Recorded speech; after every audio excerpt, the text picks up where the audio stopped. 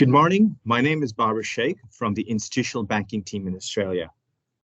Thank you for joining me today as I take you through our ongoing journey to consolidate our multiple digital channels to ANZ Transactive Global. Transactive Global is our digital solution designed to simplify your banking experience with a single entry point. You can access your cash management, trade finance, and other banking products and services that are available in your region. With easy to navigate menus and screens, you will have clear visibility across your payments and reports via workspace widgets and customizable grids. Today, I will be demonstrating to you how you can create and manage your ANZ Transactive API payments and reports in Transactive Global. Please feel free to use the Q&A option at the top of the screen to post any questions you may have throughout the session. My colleagues will endeavor to answer your questions as we go. We will be recording this webinar and will publish the video and the Q&A in ANZ Digital Services Help. Please note, the screens I will be demonstrating today are from a training environment and may appear slightly different to your live customer site. Let's begin with how to log in to Transactive Global. I will be coming out of this presentation and I'll be just going to an internet browser. Now, we'll be going through initially the first steps of how you can first of all locate the Transactive Global login page. Please visit your anz.com page. I'm on the PNG page here. What you can do is you can click on the institutional tab here, and then I can choose to sit here and log in via ANZ Transactive Global. I'm going to go ahead and click on that, and another window will be populated. Now, to log into Transactive Global, I can actually utilize my existing ANZ Transactive API credentials. So if I were to type in, for example, and this is just as a reference point.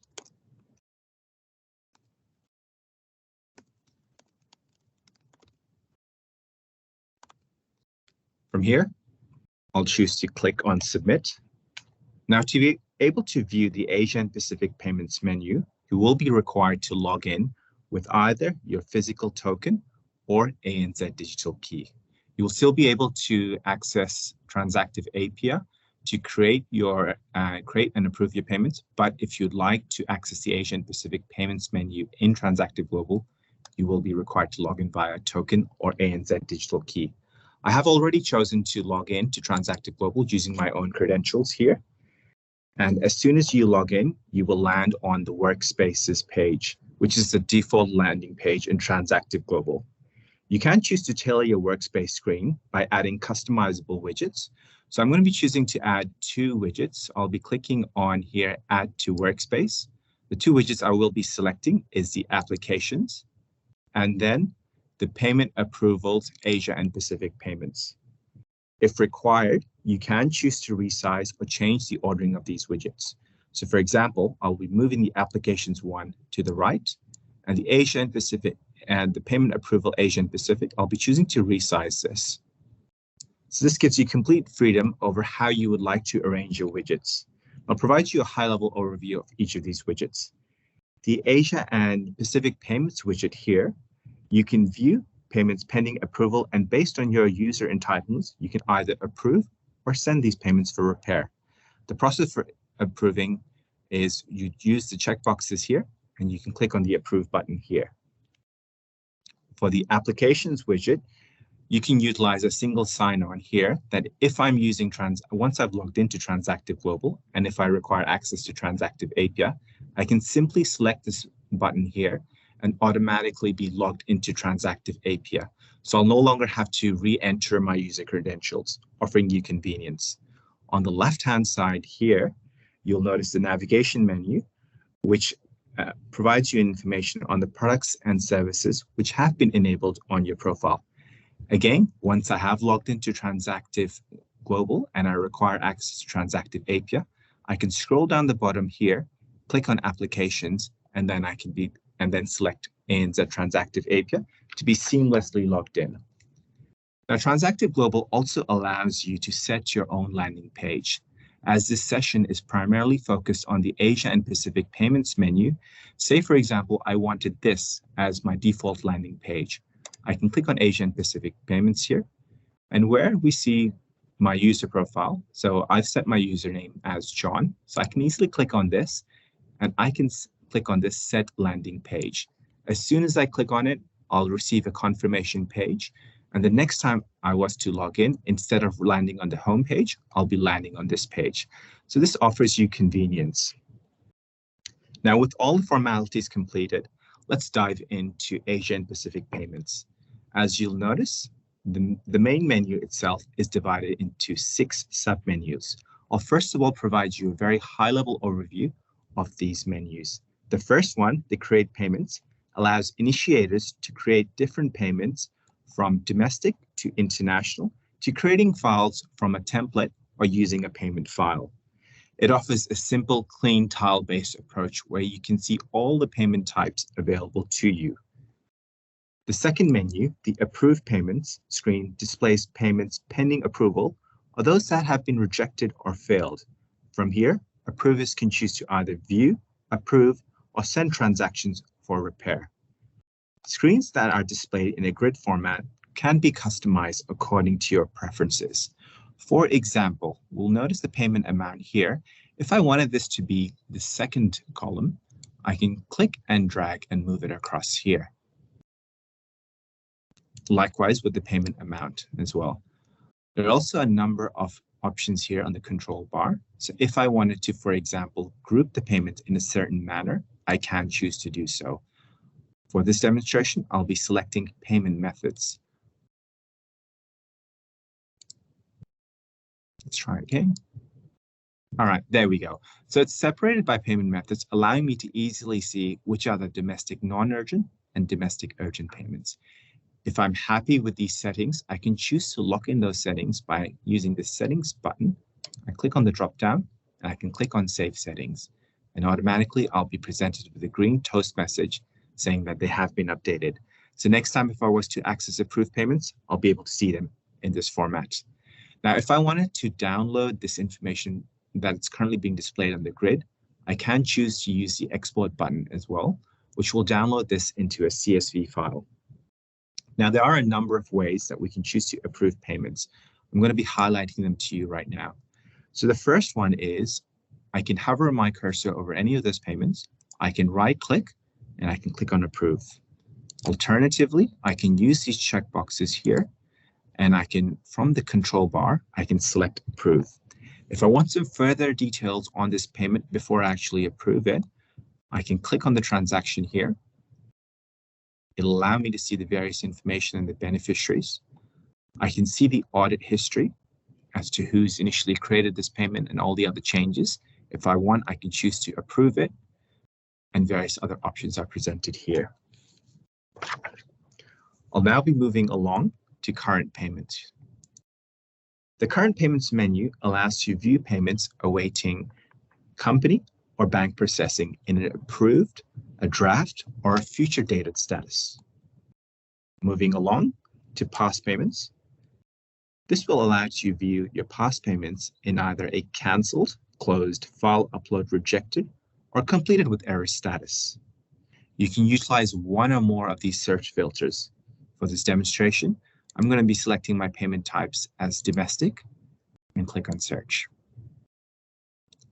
Now, say for example, I conduct this search on a regular basis whereby I want to see my past domestic payments.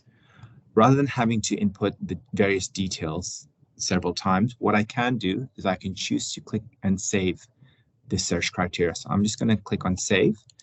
I'm going to give this saved search a name. So I'll just call it Domestic Payments. Click on Save. There we go. The search has automatically been saved. I'm going to reset the page and say, for example, you've just logged in and you want to replicate that search. I can go right to the top of the page here, and then that's my saved search, and automatically the results will be populated. You'll notice the control bar is very similar to the earlier current payments that I displayed. So if I wanted to choose to export these into Excel, I've got all those similar buttons available for me, offering me a consistent approach. Now I'm going to be moving on to the reports. The report screen allows me to create, schedule, download, and email transactional payment reports in either a CSV or PDF format. Now, before I can start emailing report to my registered email address, I first need to set up my report retrieval code. This can be done from my settings and preferences. And again, to locate settings and preferences, click on your user profile that you've just logged in with. Click on settings and preferences. You'll need to enter a code where it says report retrieval code, which can be up to 20 characters. Now, once you receive your various reports in your email, you'll be required to use this code to unencrypt the payment file, the report itself. Now, the best way to illustrate the reports is to be able to run through an example. Say, for example, I want to know my payments that are currently pending my approval. I'd like to receive this report daily at 3 p.m. every single day. Let's go together and see how we can set that report up. So I'm going to click on New Report. First of all, the report type. So the reports can be used to set up reports based on your approved payments, current payments, or past payments. I'm going to be selecting approved payments. File type, I can either choose a CSV or PDF format. I'm going to select CSV. Please note all the mandatory fields are highlighted with the blue asterisks here. The language is fine, file encoding is fine. I only want to see the payments for my approval. I'll be selecting that option here. And just like we saw previously in the approved payments section where I actually personalize the page, if I click on this option, which is use preferences from approved payments grid, I can actually receive my report in my pre-formatted preferred manner. Okay, so I'm going to choose to keep that unselected for now. From here, I'm presented with two options. Either I can choose to view this report right now, but I actually want to schedule that report to be received every day at 3 p.m. So let's click on Continue to Schedule and Save. How often do I want this report? I want it daily. When do I want this report to start? So let's select a date, let's say for a Monday, and I'd like it all the way up to the 16th here. The time-wise, I'd mentioned 3 p.m., so that's 15. Where am I currently based? So I'm actually based in Samoa at the moment, so I'm going to be selecting my time zone. I'm just going to give it a default name here, and I want this report to be delivered by email. Now, this is a test account, so you can ignore this email address. And then finally, I can either choose to run this report right now, or I can choose to click on Save. And the report profile has been saved.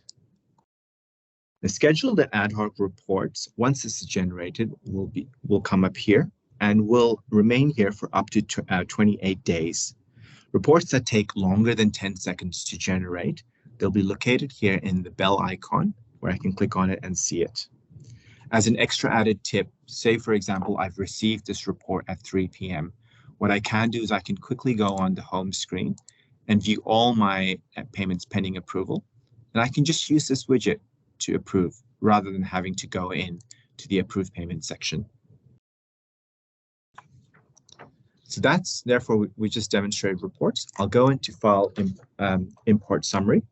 The file import summary shows a list of uploaded payment files pending further action. You can click on a payment to view or edit the file if errors have occurred. Now, yesterday I had uploaded one of my supplier payment files, and I can see the validation status has had some errors. So I'm going to just show you how we can investigate what some of those errors might be. So I'm going to click on that transaction, the payment file transaction. Right at the top, I can notice that the number of beneficiaries were 6, and one of the beneficiaries actually has an error. Scrolling down on the page, I can see based on the payment file that I uploaded, there was an error on line number 6. Now I've got two options here. Either I can choose to click on Confirm, which will go ahead and process the payment and only process it for 5 of the beneficiaries, which is basically 6 minus 1 of the errors, or I can choose to reject the entire payment file. So just now, we've just had a very high-level overview of the 6 submenus. Before I go into the various types of payments that we can create using Create Payments, I'm going to provide you a very quick high-level summary of each of the tabs that I just showcased. So Create Payments will allow you to create payments, may they be domestic or international payments, or I can use templates or payment files. Once a payment has been created and been sent for approval, it'll fall under approved payments, where a user with the correct entitlement and credentials can either approve that payment or send that payment for repair or reject it. The current payments is where payments are actually awaiting bank or company action. Once a payment has been completed, it'll fall under past payments. This is where I can do a search for any of my past payments based on certain criteria. Reports, this will allow me to either create ad hoc reports, as in generate a report right now, or I can choose to schedule these reports and have them delivered to my email. Reports can be set up based on approved, current, or past payments, and file import we've just seen. Now I'm going to be going into create payment types. And I'm going to be showing you how you can create various payments. And for this demonstration, I'll first be creating a domestic payment, and then I'll be using the template. I'll be uploading a file and using the existing one. So let's go ahead and first of all, create a domestic payment from scratch. Now, if you're entitled to more than one division, for example, you may have subsidiary access, select the division under which the payment is to be made from. The bank/branch field will pre-populate based on the division selected. So we'll keep it at PNG for now. I'm going to choose to use the drop-down menu, and I'm going to be selecting the first account here. The payment method available here will be based on your regional settings. So I'll be selecting ACH for now. Again, I wanted to highlight all the mandatory fields will have the blue asterisks. We're now here to the execution date. Either I can choose to execute this payment today, or if I want to forward date it, I can select later, and I can use the calendar to select a date. But for now, I'd prefer just to keep it as today as the execution date. Now, the payment currency will pre-populate with the debit accounts. The debit account here, and it's the same currency here. If required, you can actually change it to a currency of your preference. If the payment currency and debit account currency are different, you will need to complete the FX details section with either your pre-booked or your carded exchange rate. So that option will actually appear here below the beneficiary details. We also have the confidential checkbox, and if that's selected, it actually restricts as to who can view, edit, and approve this payment. This checkbox is only available to users who have access to confidential payments. The other individual debits, where we have multiple beneficiaries are added to a payment, you can select individual debits to display a separate debit entry for every credit on your account statement report. Moving down to beneficiaries, I'm going to be demonstrating how you can add beneficiaries. There are two main ways. The first one is either I can add beneficiaries based on my address book payee list, or I can choose to add a new beneficiary. As we are creating a new domestic payment, I'll be selecting add new beneficiary. So we'll give this beneficiary a name. I'm going to be calling the person John. I'm going to be putting in a default account number, a very standard address. And I know John is located in New Zealand, so I'll type that in. An email address, I'll put a generic one in here. I'll be clicking on proceed. And we'll be required to input payment reference and amount. So either I can choose to key them in here, or I can click on the details icon here, the blue one, which allows me to input the beneficiary payment details. I'll be putting in the mandatory information. So in terms of the currency and amount, I'm going to be putting just one. And in terms of the bank code, I'll be clicking on the magnifying glass. And I know John's bank is ANZ here, so I'll be clicking on search, and I'll be selecting that one. I can put in the remittance information and any other information if required. So for now, I'm just going to be clicking on save. And that's been saved here. If I added multiple beneficiaries, a total amount of payable will be displayed here. We now move down to supporting documents. A quick tip here, wherever you see the blue information icon, if I was to hover my mouse over it, it actually gives me a description that supporting documents cannot exceed 5 megabytes and must be in one of the following formats: PDF, Word doc, or XLS, which is an Excel based. Let's go ahead and attach a document. I'm going to be selecting my supporting documents. The documents can only be attached one at a time. One key thing with Transactive Global is each supporting document that I attach is scanned for viruses, offering a more secure environment here. Once the supporting document has been uploaded, I can choose to assign a category. I'm going to be selecting commercial invoice. And I'm going to be clicking on the review and submit button. This will be checking all the fields to ensure all the mandatory information has been input. Let's perform the quick check. And once I'm happy, I'm just going to go ahead and click on submit. And there we go. The payment has successfully been submitted. Now, Transactive, and it's ready for verification. So this domestic payment will now be located in the approved payments. So later on, if required, I can go in to approve the payment. Now here I'm presented with a couple of options. Either I can choose to review this payment, I can directly jump to approve payments to approve the payment, or if I would like to still go ahead and create other types of payments, I can click on new payment. So I actually want to create another payment. And this time I'm going to be using a payment file. Sorry, I'm going to be using a payment template here. Now, payment templates are currently created and managed in Transactive API.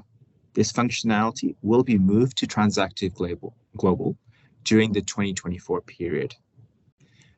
Now, in terms of being able to create a payment from a template, I've been presented with 3 search options. So I can either search for a template name, a payment type, or a division. As previously, I demonstrated a domestic payment. I'm going to be actually looking across the payment types, and I'll be creating based on an international payment template. I'll be clicking on the create button here and clicking yes on the confirmation window. Based on the template, a draft payment has been completed. Has been created. The payment ID appears here. As I've been using a template, we can see that the debit account as well as the payment method has been pre-selected. I'm going to be using the execution date as now. And in terms of the beneficiaries, I can choose to review them. For example, John Black's details I want to review. So I can click on the payment, the beneficiary payment details here, and I can review the information. If I want to put in any remittance information, I can update this, add this in here and click on the update button. No changes required from my side, no additional supporting documents. I'm just going to simply go ahead and click on review and submit. And finally submit. Now you'll notice both the processes for a domestic and international payment, we're seeing a fairly consistent look and feel. All right, so that's our international payment from a template has successfully been completed. I'm going to go ahead and create a new payment. And this time I'm going to be using a payment file. We can select an appropriate division. I'm going to be selecting browse file. I will be selecting the local payment. I'm going to be clicking on start upload. Straight away, a virus scan is being performed, and we will be waiting for the file to be uploaded. So the file has been successfully uploaded and can be found in the file import summary screen, which is right here. So rather than me closing out and then clicking on that option, I can simply use this button and directly jump to that part. All right, so currently the file is pending validation. To save time, I've already preloaded a file earlier, which is in a ready to check status. Give it about 30 seconds to a minute and it'll be in a ready to check status. So I'm going to go ahead and click on that file there. Now, either I can choose to edit this payment's details, or I can choose to click on the view payment. I can see the audit history, or I can choose to send the payment for authorization. Okay, so I'm going to do that. And once that's been done, this payment will be located here and will be sent for approval there. Now, going back to create payments, I'll finally be using a use existing payment, whereby I'll be looking to create a payment based off that. In terms of my payment type, I will be selecting international, and the payment currency, I want to select US dollars. I'm going to be clicking on search. And for example, I'll just be using the first one here, clicking on create. And yes, I want to copy that. And again, here, you'll have a similar consistent look and feel as we have done previously. And I can click on review and submit, followed by submit, and be able to complete that transaction. So this is a very high-level overview of all the various payment creation types that we've seen and how to approve a payment, as well as being able to create reports on the various payments. One final point to note is if I'm ever using Transactive Global and I require some assistance and I require some help, we do have a self-service option which provides step-by-step guidance and instructional videos. To access that, if I look on the top right here, I've got the help icon. I can go ahead and click on this. And this actually brings us up to our ANZ Digital Services Help. Now, there are two ways whereby you can use our Digital Services Help. One is through, I like to call this like a Google search. I can use this for if I have a targeted article or targeted functionality within Transactive Global I need assistance with, or alternatively, if I want more of a general feel, if I want some more general information on a certain part in Transactive Global, I can scroll down on this page. So if I wanted just generic information on Asian Pacific payments, I can click here. Whereas if I'm wanting to create a domestic payment and I'm wanting to know what are all the steps, what I can do is I can type in Asia and Pacific payments, and I'm wanting information on a domestic payment. I can type that in. Automatically, the first article appears. Let me go ahead and click on it. For your convenience, it'll first of all tell me what is a domestic payment. I can add single or multiple beneficiaries. For certain articles in our online help, we have videos. For this one, for example, you'll note it's a short 1 minute 47 seconds video. We've also provided you with step-by-step instructions of how you can create these payments themselves.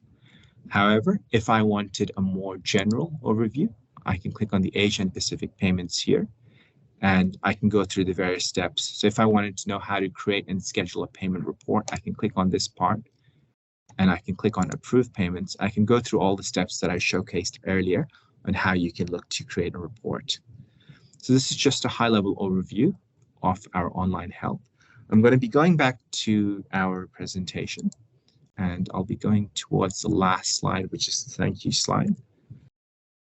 And that brings me to the end of my presentation of the Asian Pacific payments. On the page here, I've shown you a list of our upcoming webinars together with a QR code here.